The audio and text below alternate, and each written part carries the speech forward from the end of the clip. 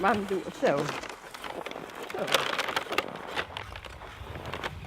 And I put a foot down here. Yeah, and take it.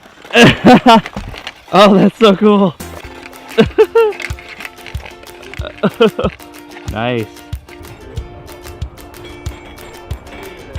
We reenact from maybe 500 after Christ to the beginning of the 1600s. The medieval times. That's why it's anachronistic. That is so cool. That is so cool.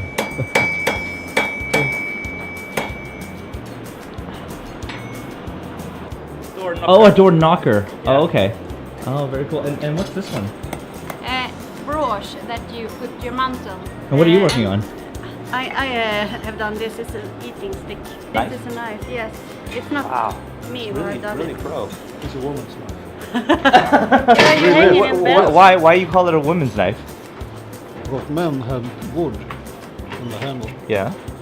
The women have steel? Yeah. Society for Creative Anachronists. The society started with US Marines. Yes. Like to dress up like knights. Yes. Fight.